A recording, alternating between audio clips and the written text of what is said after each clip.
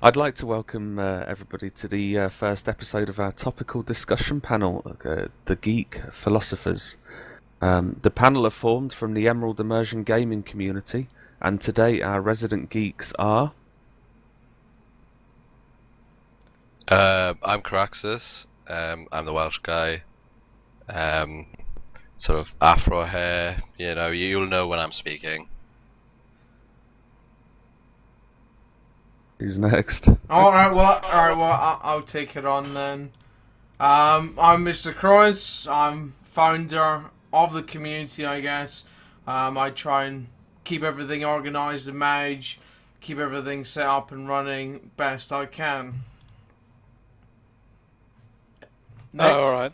Yeah, I'm Kavok and I'm from Norway. It looks like I'm from Japan, but I'm really not. I'm just portraying my cultural, how learned I am, basically.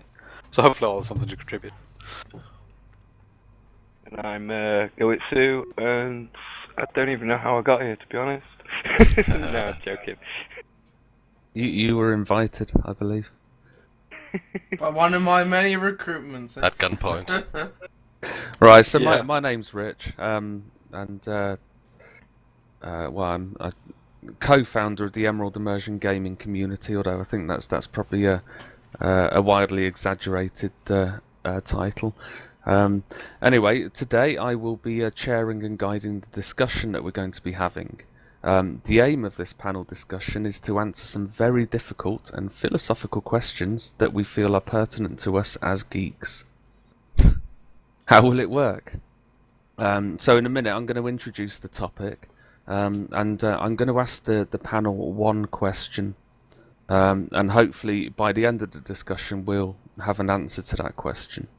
I will be guiding the discussion, trying to ensure that sort of the conversation flows. And I should just add that part of my role will be to ensure that the discussion sort of goes smoothly, and I might be making a few trolling statements in order to make that happen, but we'll see how it goes. So without any further ado, I announce that the topic today is the apocalypse and its portrayal in the media. And the question that I'm going to be asking is it right that the apocalypse is glorified by films, books, games, and any other forms of media that you can kind of think of? Before we get into the discussion itself, I'll just give you a bit of background. So, I mean, the apocalypse is a fairly wide-ranging sort of term. You probably struggle to go more than 30 minutes without being confronted by a hint of a coming apocalypse. You just need to watch the news, really. This sort of topic was inspired sort of when I was on my way to work. One day I was listening to the radio, and it was last year when the storms had hit the Philippines, and it just occurred to me that the poor people there must be going through their own very real sort of version of the apocalypse. And then it occurred to me, well, actually, when I get home, I'm going to start playing Daisy, probably, something along those lines, which is very much post-apocalyptic. And I thought, is it right? Is it right that we sit in our comfortable homes and dream of an apocalypse when it's going on in other countries and other places in the world? Anyway, so that was the kind of inspiration behind this topic, and hopefully it'll give you a bit of an insight into the kind of thing that we need to be discussing here. So I guess one of the kind of things that we want to think about is things like, do we all kind of yearn for the apocalypse? Is it something that we really want to happen, given how prevalent it is in the sort of media and whatnot at the moment? So yeah, we'll be discussing all these sort of things. There's some very real concerns around the idea of an apocalypse, and I'm sure we'll touch on some of those. But the focus of this discussion, I'd like to keep sort of primarily around its depiction in popular culture. There's a long list of apocalyptic films, books, comics, games, so many that it kind of would be quite silly to sort of contemplate listing them all.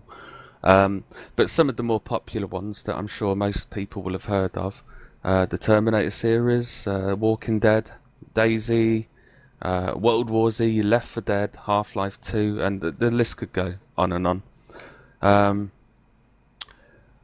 When I was planning for this episode, the first thing I kind of thought I would ask, or I asked myself, is this a new phenomenon? Is it only in the last sort of few years, have we ever sort of started thinking about this? Short answer is no. Far from it, and I realise that I'm talking a lot, so I'll make this as quick as I can now. But we've been thinking about the apocalypse for well over 2,000 years. We have examples of prophecies from all over the world. The Roman Empire started one over 2,000 years ago when the Emperor Romulus had a vision of 12 eagles that foretold the fall of Rome.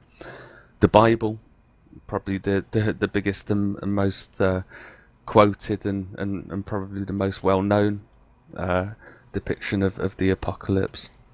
And it seems that the Christian faith is quite happy to keep this this tradition of an apocalypse going today. If we go back many hundreds of years, where literacy was scant and the printing press came in the form of religious monks and royal scribes, it's quite logical that many of the older visions of the Doomsday have a religious slant. So in the past, generally, Doomsday has included with it of sort of very religious overtones. But today, the age of science, I suppose you could call it, that kind of vision of the apocalypse has changed. So we got things like 28 Days Later, it was a virus, and sort of many other things. And of course we've got the granddaddy of modern apocalyptic fiction, which is War of the Worlds. That was written in 1898 and it was actually popularised for radio in 1937. And War of the Worlds, for those who may not know, saw giant tripod robots from Mars invading the Earth, and with a bit of a spoiler alert, they were defeated by the common cold. But such was the power of the 1937 radio edition that actually I think there were several suicides. People were convinced that this event was actually taking place. So it is a really, really powerful topic. So, to kick off the discussion today, I don't know, we'll see how many sort of quick examples we can come up with of post-apocalyptic stories. And so I invite all the panel now to come up with sort of examples of visions of the apocalypse within the media. Well, kind of like you touched on, you could argue that the original media depiction was sort of like the Book of Revelation in the Bible, sort of the original place for the apocalypse, where you saw all the really vivid imagery of the four horsemen, the beast with the number 666, all this really quite profound imagery that had a big effect, and like you said, in a sense stood the test of time and has propagated in lots of other forms. I think it's quite interesting to note with reference to the Book of Revelation is that the word apocalypse that we use, like we use it to mean sort of end of the world loosely, but initially it was from the Greek and it actually meant like uncovering. So it was basically a slant that there was some form of kind of there was some sort of learning in the process of an apocalypse, like the true nature of something was revealed during the events, which is quite interesting because you can look for that sort of slant in modern literature. Actually, it's really interesting you said that, because I did skip a bit of my introduction because I know I was droning on a bit, but actually it's quite important. To clarify, there's actually several entries for the word apocalypse in the dictionary, and I was going from dictionary.com here. Most of the entries deal with the definition in its biblical form. However, Caraxis, you're absolutely right. The word itself originates from the Latin word apocalypsis, which means to uncover or make clear. I think you can interpret that in a few different ways. I kind of saw it as to make something clear, to wipe it clean, as in an event that just basically resets everything. But I guess it's open to suggestion, and perhaps others can comment. Mm-hmm. Yeah, I'm just thinking in terms of religion. I mean, it's pretty much in every religion, isn't it? I mean, in Norse mythology, you have the Ragnarok, which is basically everything going to hell, and the world is submerged in water, and when it comes back up again, everything started afresh, and humanity starts populating the earth. So I think that's the theme, basically, is the rebirth rather than the destruction. At least that's what I always felt it was in sort of religious terms, at least. Mm-hmm. Similar to the Noah story, really, as well, isn't it? That's a sort of like a worldwide sort of destructive force, but the story's main focus is the fact that it's a reset button, basically, for God. So as another example, like where it focuses on, there's some sort of change, there's a transitional period that happens for humanity. It's not just total destruction. I think actually it ties in quite well, because when I was thinking about it, if you think about apocalypse as a destruction, I mean, if it was total destruction, there'd be no story to tell. It's that it's a sort of world-changing sort of event where the game changes, and that opens the door for these post-apocalyptic settings, whereby there's a new playing field and is a new story, and it sets the field for many different stories about humankind going back to their roots and starting again, and learning more about themselves because of the event. So it all ties into this, from the original term that we learnt, has the meaning of uncovering. There is some part of all these stories where the characters are uncovering something about themselves, and almost that's what's really at the heart of these stories. It's not necessarily just the fact that there's a destruction, but that there's a story to tell in the context of that destruction. Yeah, I agree with that. But also, which occurs to me now, is that it is very much a very real, and the world of 99.9% of all species that ever lived has been extinct. So it is a real threat that at one point or another there's going to be a hard reset, and we're probably not going to be able to do anything about it. Okay, so really important question then. Given how sort of prevalent it is, sort of books and whatnot, do we long for an apocalypse? Do we actually want an apocalypse to happen, or do we just like thinking about it? I think we need one to happen. Well, I don't know. Do you want to expand on that a bit? Is that a personal viewpoint of the current state of the world, or? I suppose primarily it is a personal viewpoint. I mean, down to the fact that we've pretty much got the rich getting richer, the poor getting poorer, and the state of everything just feels a bit confused. You've got wars on that side of the world, you got bloody corruption on this side of the world, and there's no way to stop it because the people that are in charge are the ones causing the trouble. So, I don't know. Like we said, we've determined the word apocalypse in a few different lights. I don't think necessarily a full wipe would be necessary, but something to stop and make everybody think would possibly change the world for the better. I see Kyle's cat is joining in. Hello, cat. It's the cat of the apocalypse. Catopolis. It's the sign. The apocalyptic cat. But it's, I mean, that's sort of what Goetz is talking about is more like, at least I'm thinking like revolution in a sense. I mean, you have small scale revolutions like, slavery in the US and worldwide, I suppose, as well. And I know Rosa Parks didn't want to sit in the back of the bus and things like that, small things which have great impact. And these events changed society in numerous degrees. So I think is that more what you're not after a hard reset with continental shifts and shit like that. It's more like stick to the man and bring down government and change the system that doesn't really work. That's more a rebellion than apocalypse. Yeah, but similar things have happened. It doesn't happen by itself, does it? No. Yeah. Well, it would. Oh, sorry.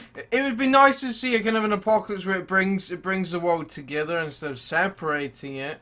So, such a problem like an asteroid coming towards Earth, where we know the issue is, it's coming towards us. We have a certain limited amount of time to deal with it, and it brings people together rather than causing total destruction to try and solve the issue before it destroys us. You know what I mean? Okay, Yeah, so that's an interesting point there. That actually, the result of an apocalypse can bring people together.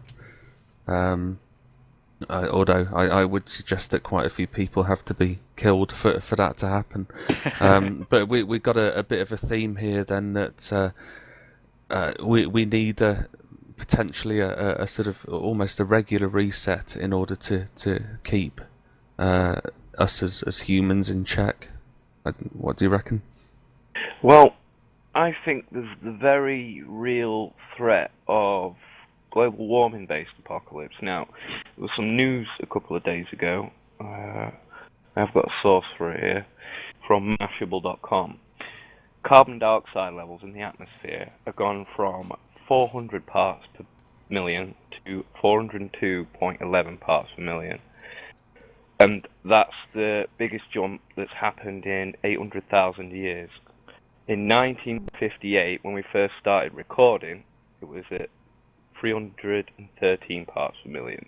And take note that it only takes 9 parts per million inside to potentially kill you with carbon monoxide. So, obviously, if these carbon dioxide levels keep rising, it's going to drastically change the environment.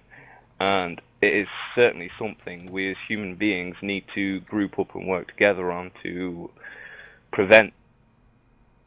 Okay, well that's interesting. So we got a kind of pre-apocalypse, and that we need to sort of come together and kind of try and prevent it or fix it. Go on. Oh no, I was just going to add to the point about what Gritsu said about global warming, and I remember hearing, do you remember when that volcano spewed out that ash cloud? Yeah, in Iceland. Yeah, and apparently I can't remember the stats off the top of my head, but it unleashed quite a massive tonnage of CO2 into the atmosphere. Absolutely loads came out. But the really interesting thing was, because of all the flights that it grounded, we actually went into the neg. We actually saved on the carbon footprint during that period. It just shows how much of a effect we have with sort of air travel and so forth.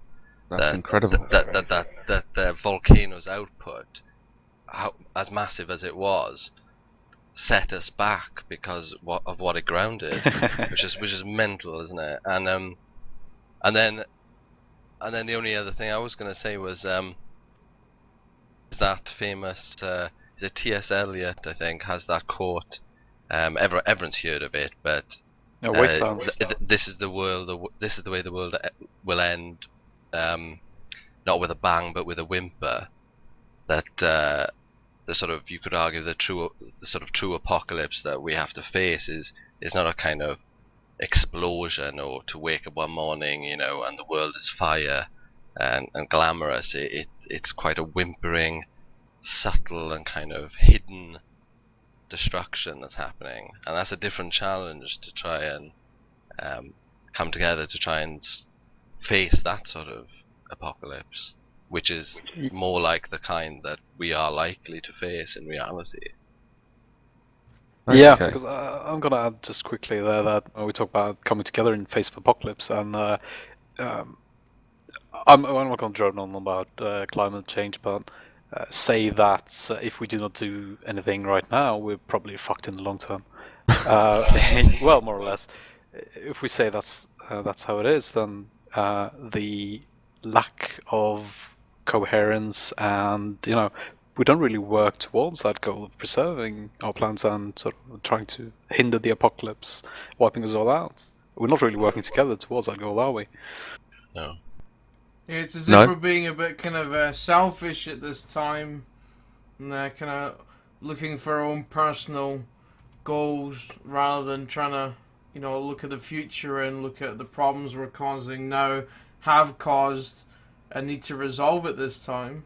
Well, But you're right, and I mean, it's we're in a situation where we're a world of nations, and most have governments, a few don't, but we're sort of faced with a situation where the more developed countries have kind of had, or are currently going through, a kind of golden age of technology and comfort, and you don't need to do much in order to get food, and stuff like that.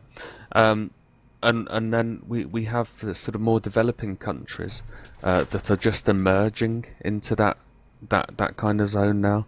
But it's those developing countries are kind of being told, well, hold on a second, there's so much pollution, there's so much stuff that we as humans have done to destroy the planet, that you can now not enter this golden age, because you're just going to screw it over, and so we're kind of in a situation where countries who probably, it would be argued they have the right to be able to live like sort of most of us sitting here in a sort of quite a privileged position, are now not going to be able to do that. And I wonder, what do you guys feel about that? Yeah. Well, it's like that sort of those quotes that go around where it's sort of 10% of the world hold 90% of the wealth, which has truth in it. There's a disparity of equality in the world, and like partly it's rooted in his history, isn't it, that certain countries went through their transitional periods, these industrial revolutions, the birth of capitalism, these processes, whilst pretty destructive and in their own way, paved the way for this post-industrial kind of reality that we all live in, with the comforts that we have and everything. It's something that these third world countries don't have yet. And also tying into kind of what we were talking about before about camaraderie and everything. I mean, it presupposes that we're the heroes of this story, but we may very well be the villains. We are the fault. We're going to cause, if the world will end in reality, I mean, it'll be by our hands. And whether it's just climate change, sort of a nuclear war, or genetic manipulations, and it'll be down to us if it ends. And it made me think of the quote, what is it, in The Matrix, right, where Agent Smith has that long spiel where he compares humanity. You're like a virus, you know, and we are, in a way. You know, we have.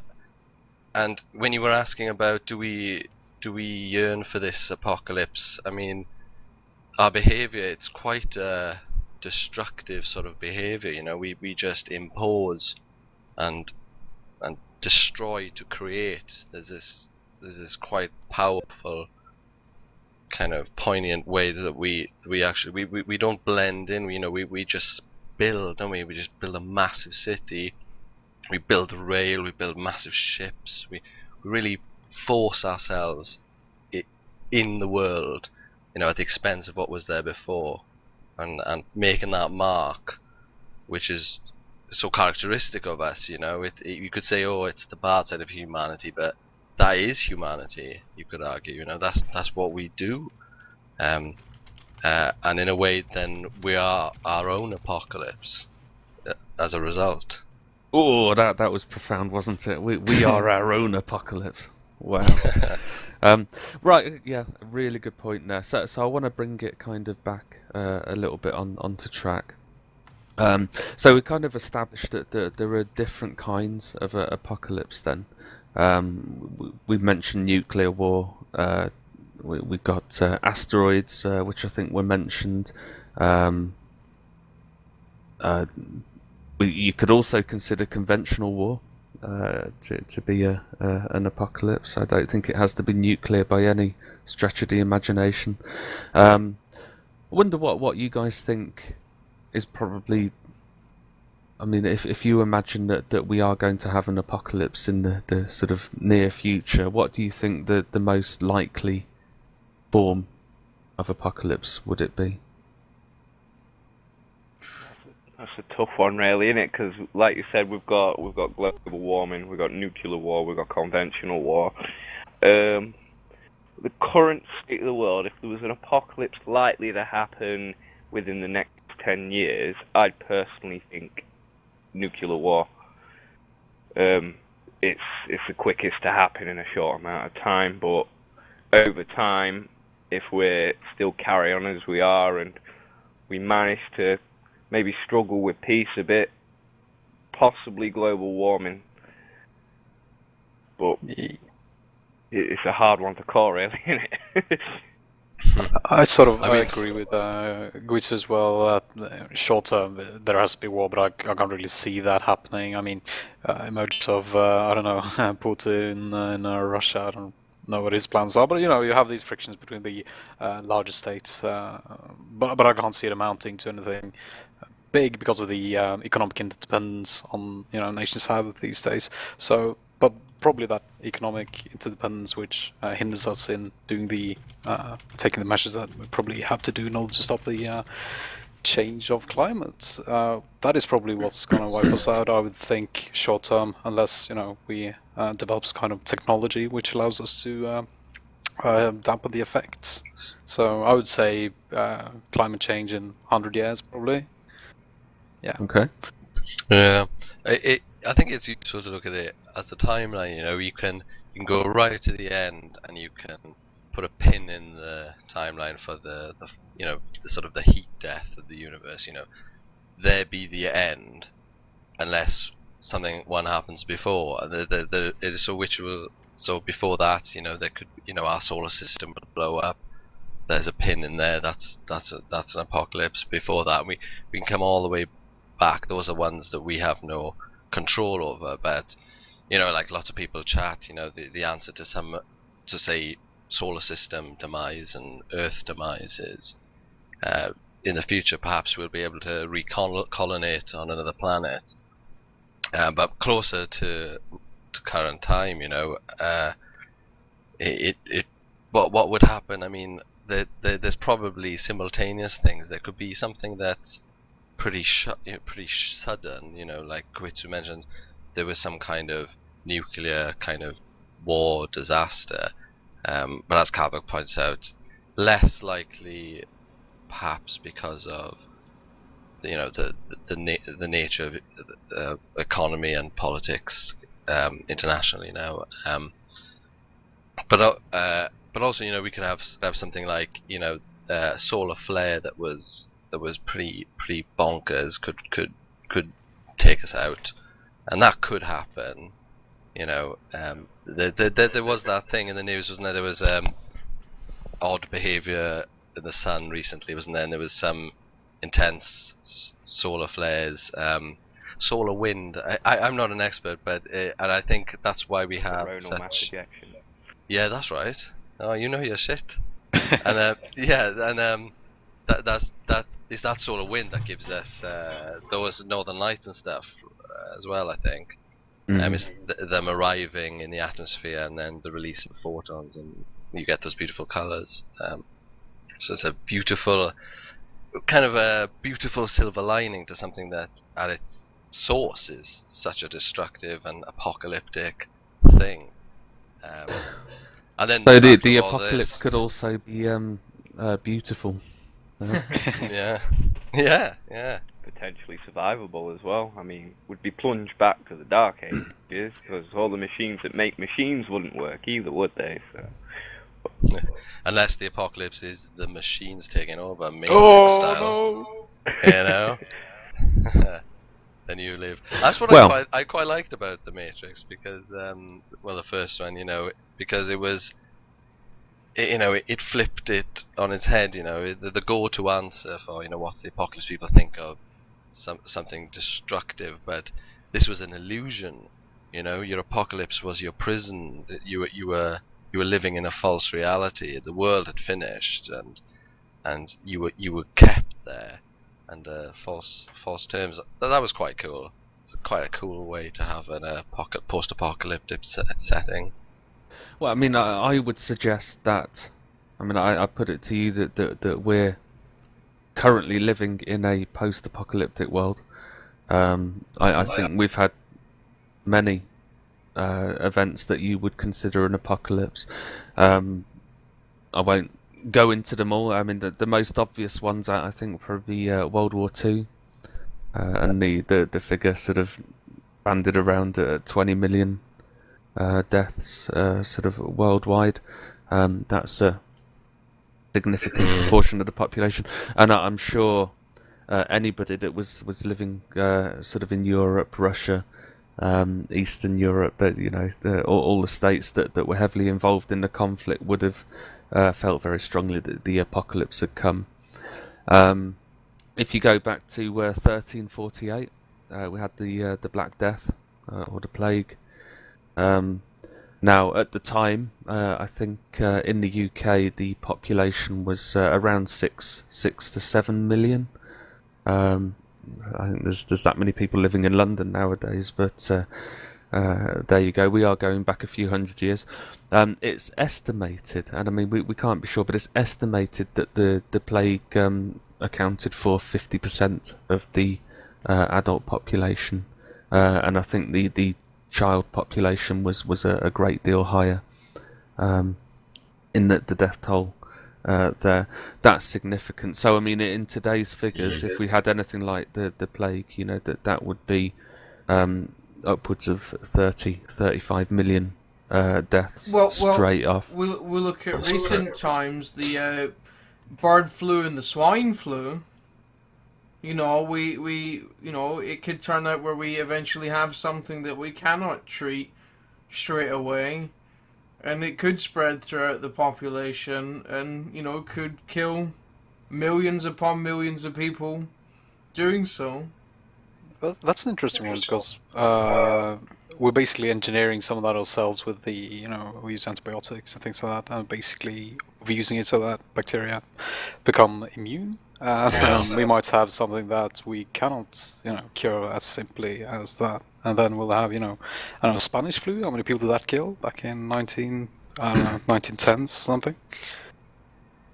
Yeah, I mean, we MRSA, and everyone's heard of MRSA, but that's old news. We've got shit that the things we treat MRSA with is resistant to that. the ridiculous antibiotics that almost obliterate you in the process. There's strains that are already untreatable. They're not prevalent and things, luckily, but they're already there. And you're right. All this sort of overuse of antibiotics, we are going to encounter more and more problems, and that could be a reality in the future. That there's something that's, especially with modifications, people can in the lab, increase the virulence of bacteria artificially, because there's this argument that in nature there's a limit to how virulent a bacteria can be, because it requires the host to at least stay alive long enough that it can sort of distribute to other hosts. So there's a sort of inbuilt control, even though we get really extreme things. But with the lab, if people are able to override these, the genetics within a bacteria, we could encounter viruses and bacteria that are just, crazy virulent and could just cause mass deaths. Nothing like anything we could find in nature. I suppose Absolutely. that would also bring us round to biological warfare. Obviously, the Nazis tried it during World War II, and they were somewhat successful with it, weren't they? The gases they used were absolutely horrendous. So, I mean, there's always that chance of coming back round. And not to mention about the fact that bacteria and illnesses themselves evolve. I mean, something as simple as acne came from a plant. We caught acne from a plant thousands of years ago, and what's to say there isn't a hidden illness somewhere just on the verge of evolving into being able to affect a human being? So, Well, that's and obviously evolution. If you subscribe to that particular theory, which I do, just for the record. But, I mean, evolution is an ongoing process, isn't it? So, while it's very, very slow, I think actual sort of mutations that occur within nature can actually occur quite rapidly, and it's those mutations that sort of cause so many problems.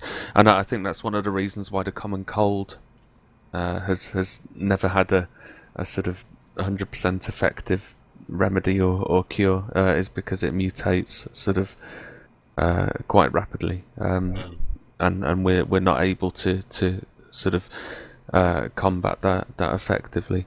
But I would like to bring us back to the kind of the theme that we're looking at. So it's the depiction of the apocalypse in sort of the media, and focusing on sort of modern media now. I want to sort of ask a question which some people might groan at, I think. But most of the depictions of the apocalypse in media, and if we think of films like sort of I Am Legend, World War Z, all those sort of things, games, they're all sort of action blockbusters. They all feature a person or people who generally have guns and are either going through the apocalypse, kicking a bit of ass, or are in a post-apocalyptic world, sort of fighting bandits or zombies or whatever.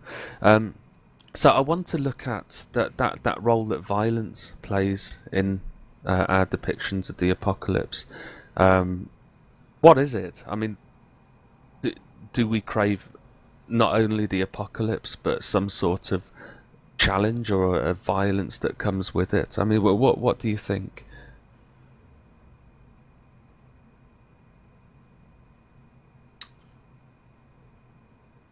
Okay. That's a hard one to think about, actually. Yeah, need some time to think.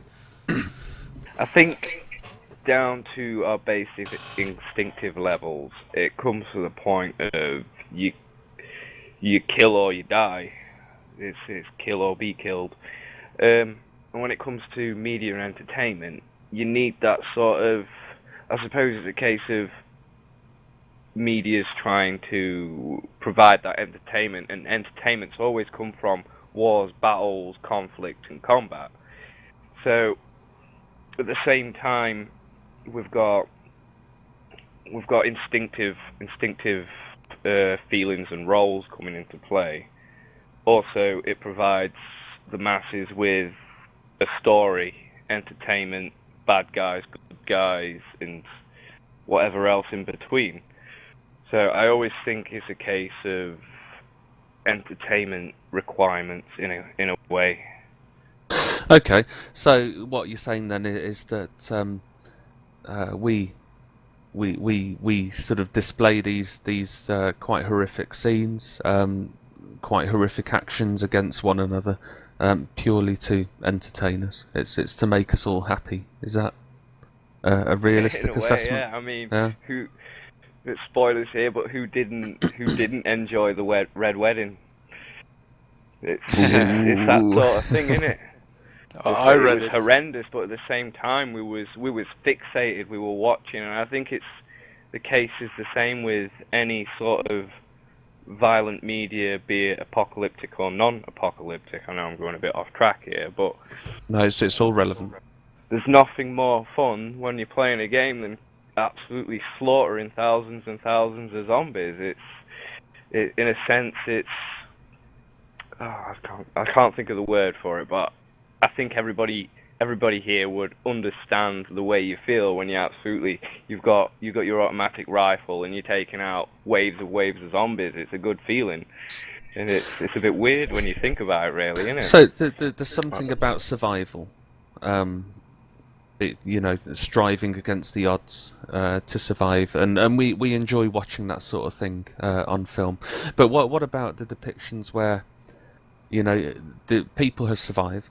They've obviously gone through whatever they've needed to do to survive, and then you get these bandits. You get bandits roving around that are trying to hoard, I don't know, equipment and that sort of thing. Yeah. I mean, have you seen The Road? yes, I have actually. Yeah, a good film, really good film. Very dark. Very dark. It's one of the most depressing films I've ever seen. But that's basically That's what I'm saying. post-apocalypse, isn't it? Mhm. I don't know what happened there. It was a nuclear war, was it?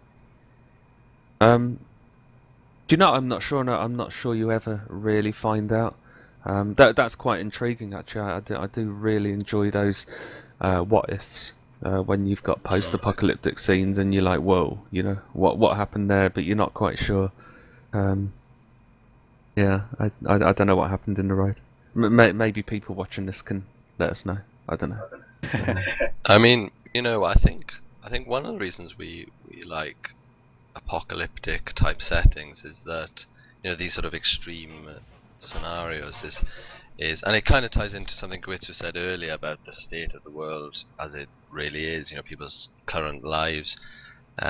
There's a sort of, I don't know, there's something stagnant about life, even though it's it's comfortable, but it's boring in a way.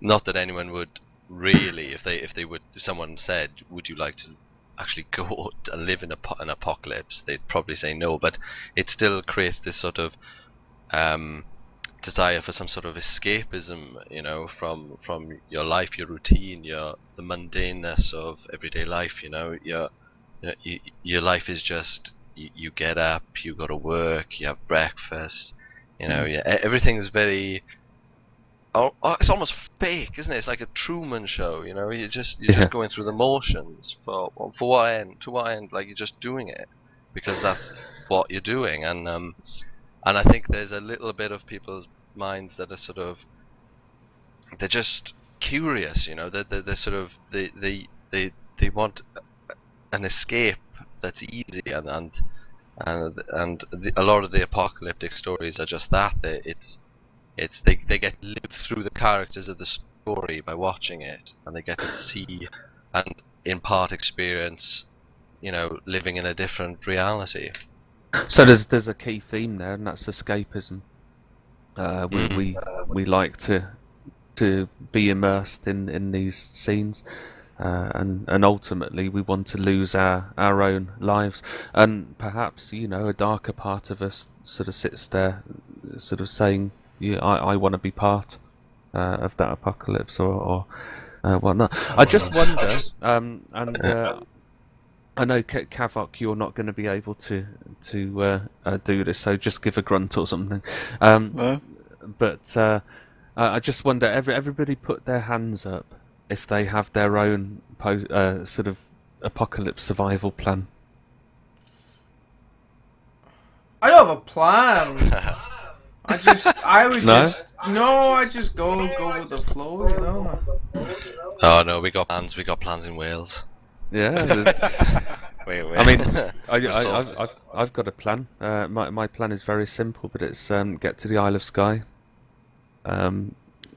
Get away from whatever zombies are coming across the water. Yeah, to be fair, it is more of a zombie survival. Yes, Yeah. which is so unlikely to happen. But, Same with me.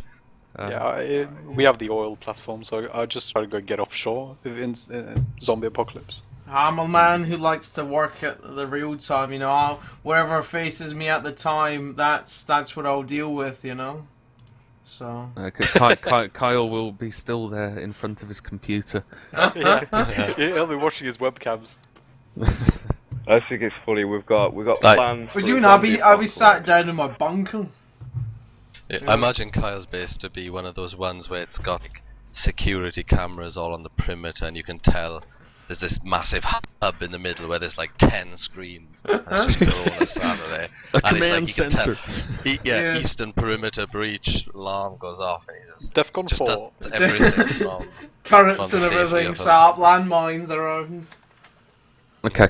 Even my wife has a zombie survival plan. Really? Which is saying something, although it does just consist of going to the supermarket and sort of holing up there. Doesn't go beyond what happens when all the food runs out. But have you seen that book? My friend lent it to me recently. I think it was a bestseller, I think, and it was the Zombie Survival Guide. Oh yeah. And it's written in the format of kind of short stories in sort of like personal logs. Like, so different people give little logs about things that happen to them, and then there's pages where it goes over sort of weapon choices and the pros and cons of different choices and differences. And that's pretty cool, And the fact it was a bestseller shows people do think about this sort of thing. It's actually the same author who wrote World War Z. Yeah, I might have it. I might be able to just put it on. Keep talking. Well, just to engage here with our Twitch chat, Mr. Wolfsfall is in there, and he asks, do you really believe that a zombie apocalypse is really realistic? So we'll get everyone's thoughts. Richards? No, they're not realistic at all. I mean, I suppose somebody with more knowledge than me could tell me how a corpse could reanimate after death. But as far as I'm concerned, the zombie apocalypse is not going to happen. And given how slow they are in most portrayals, 28 days later aside, it's not going to be much of an apocalypse, is it, if you can walk faster than the damn things? Well, is there not an insect that can take control of its, it attaches itself to another insect and can take control of it? Isn't that a kind of scenario that would be possible, where something could attach itself to sounds like Resident Evil, to a host and it's primarily rats and mice, I think. I've heard of that insect. I think it takes control of a host and can get it to do stuff. I mean, isn't that? Yeah, I reckon. Oh, go on, go on. I was going to say, I think the case more is the bigger the organism, the more complex the brain is. So you'd need a really complex parasite, virus, whatever it be, to actually take control of the human brain. Instead of, like you said, there is insects and stuff in rats and mice that get them killed. I mean, tapeworm, they enter a rat or a mouse body and get the rat or mouse eaten by prey. so they can get into the prey's digestive system. So there is that, but like I said, I think with a bigger organism, say a human being, you'd need a really complex parasite to even take control of a digit. And Yeah. I think the sort of the gold standard zombie is pretty impossible. You know, it's actually a corpse. Like, Yeah. that's bullshit. I don't think that could really work. But you know, they're sort of like, you could sort of kind of rationalize kind of lesser zombies. You know, perhaps some kind of infection that kind of made them delirious to the point that they were just aggressive and sort of you know, their basal needs sort of took over, and the sort of drive for like water or sustenance sort of made them kind of, you know, basically be a sort of zombie. But it's a, you know, it's not the corpse version of the zombie, but it's something. You know, there's a sort of a middle ground there. I suppose the closest While we got it's to not that at the likely. minute, rabies and bath salts. Yeah. That's So probably as far as while it'll go. while Kyle will be sat in front of his computer, Caraxus will be in his lab, and he is currently researching zombies and how to make them come alive. Yeah. There's a WHO office in Cardiff. Oh look, I found Yeah. I found the book. Look, so I don't know if you can see it. Let's have a look. It's He obviously needs to keep mirror image talking. probably, but it's zombie survival guide.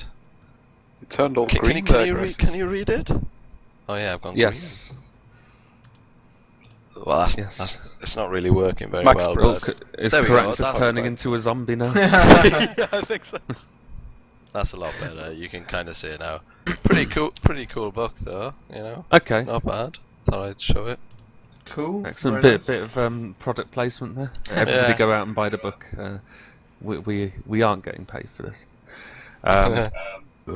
Right. So I think we need to kind of get back on track and start trying to wrap it up a bit now. So I just, before I ask everybody the kind of ultimate question again, I just want to revisit that kind of violence element of it, but kind of extract that a bit from the sort of apocalypse, and just briefly touch on violence, primarily in computer games, and try and answer is it right that we wish for violence, and you know, by playing games, actually actively participate in it, although it's not real. You know, you're actually committing violent acts. I think it allows. I don't think it's immoral for a second violence in video games, because in a way, as with Daisy, it allows you to question people's mentality. We've all had the situation where we've come across another player and we've stood there and thought to ourselves, should we kill him because I want to survive, or do you think they'll be okay? And a lot of the time, it seems to be the latter in Daisy, because you just kill him anyway. But I think it's really one to really confuse me in a way. I mean, the morality of it, I reckon, would connect with, does it affect sort of people's behavior in real life?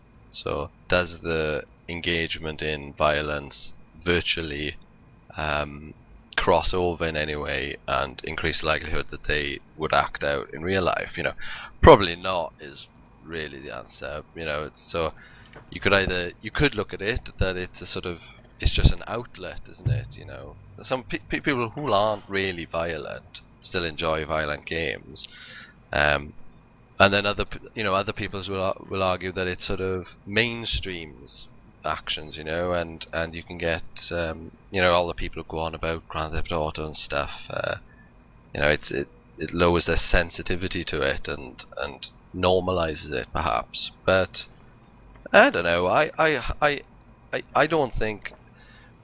My moral code at least is that I don't like things, kind of, what's the word, censored. You know, I really think you should be allowed to do what you do, whether it has good outcomes or not.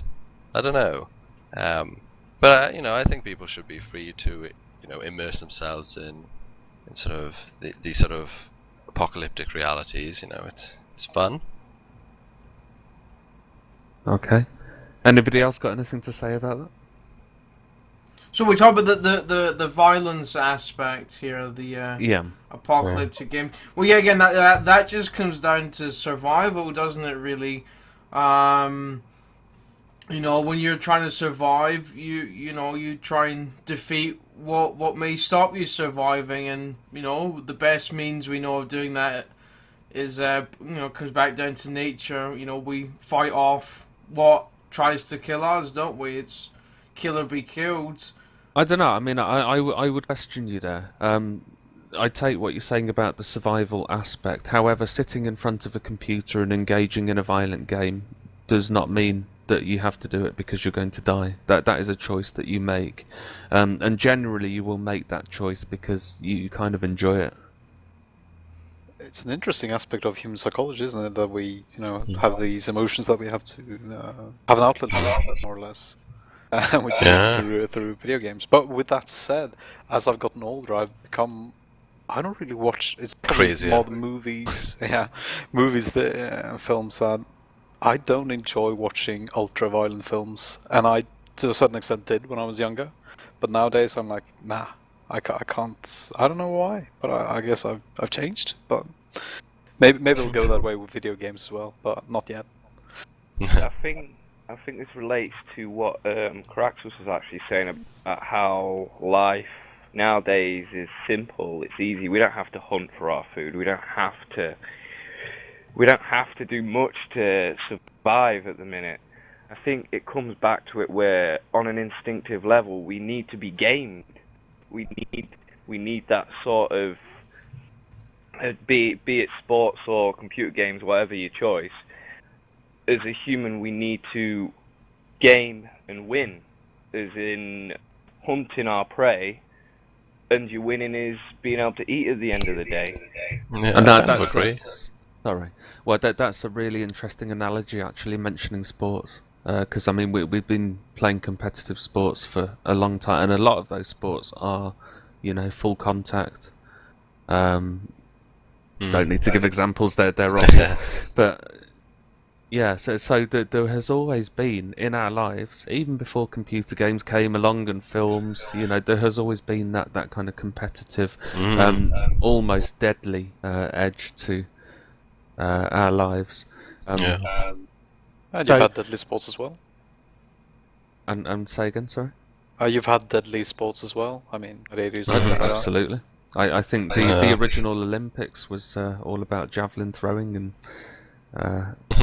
that sort of stuff. So an interesting aspect that crosses my mind, especially when you mention sport, is the sort of differences in gender and how it relates to this sort of need to, or requirement to sort of exercise this sort of evolutionary psychology that's hardwired into us, this sort of, like Gwitz has said, this sort of need to kind of exercise this sort of part of ourselves. And I wonder, at least historically, a lot of the sports, they were made by men for men, the sort of activities that even though women's sports today and everything, it's very much a man thing, this competitive playing games thing, and that's quite an interesting part.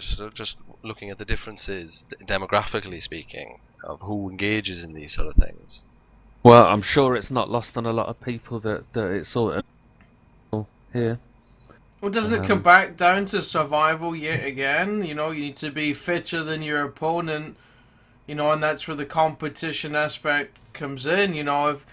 If you're weak, you're not going to survive, are you? So, yet again, doesn't that come down to the basics? We've we used to, hunt prey with, spears and such things. So, if you could throw the spear faster and harder, you could take down bigger prey and, be more successful at the end of it. Mm-hmm.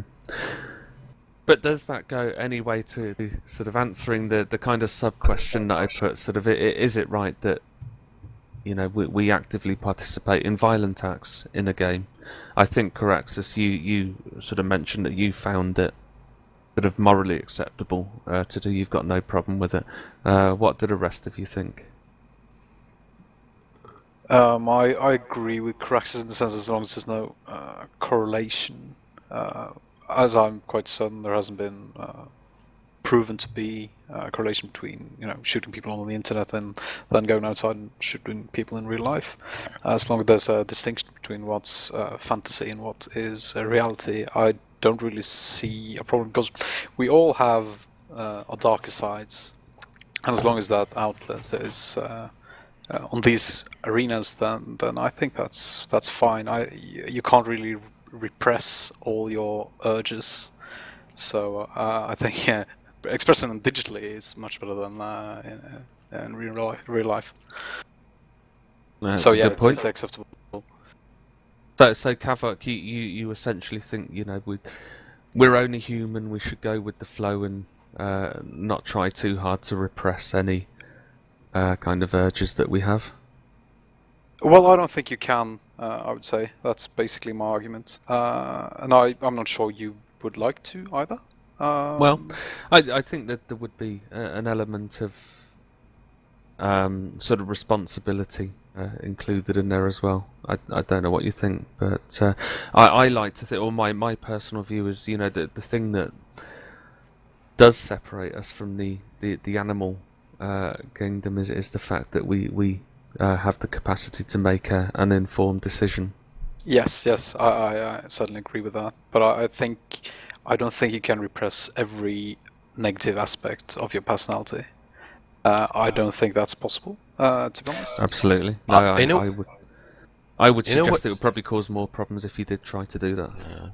In a way, tying into kind of more about what Gritsu said before, in a way, why do we have these games being made and why are they popular? It's because you could argue that the nature of our lives leaves something to be desired vis-a-vis our nature.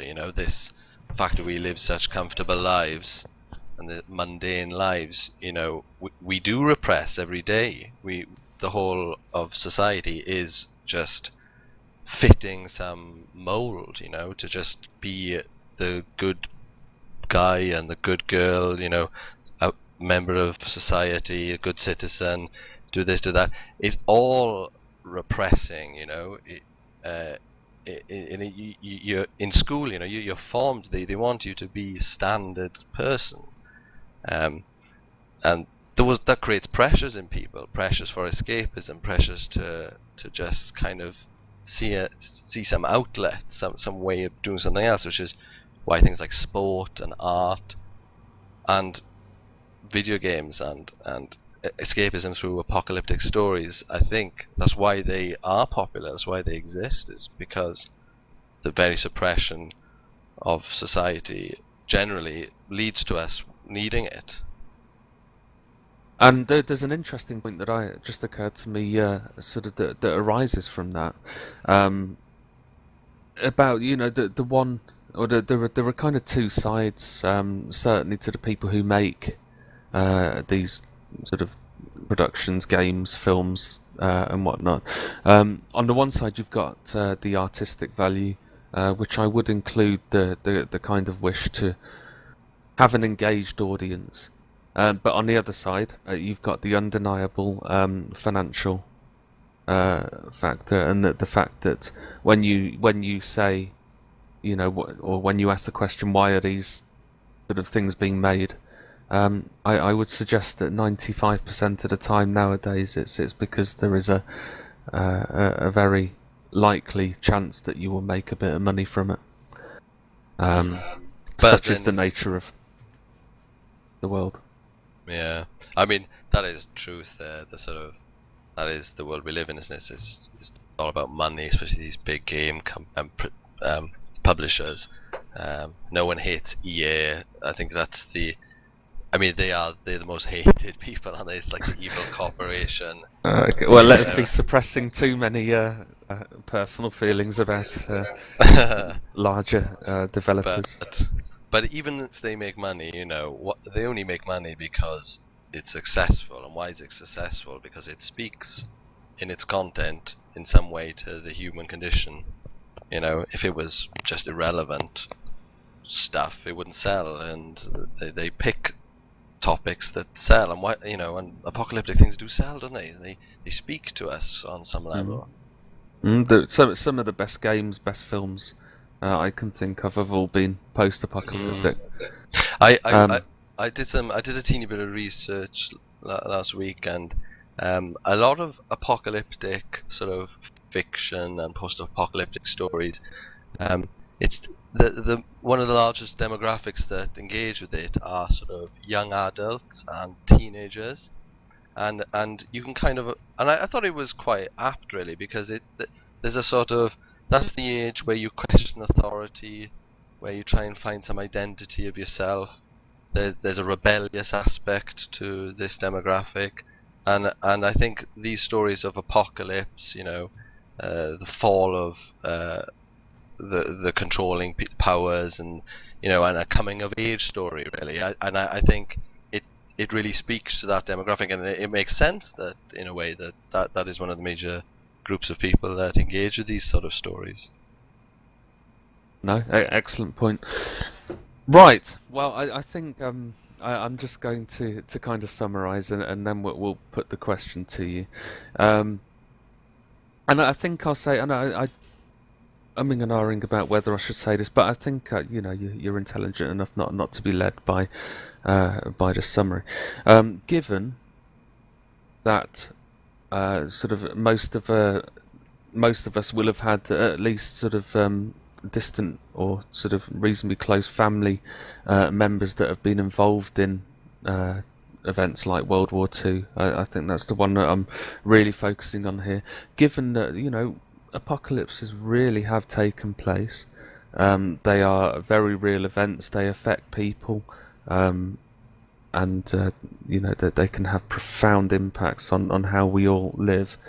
Is it right that we make money from the apocalypse, that we actively engage in and enjoy depictions of the apocalypse?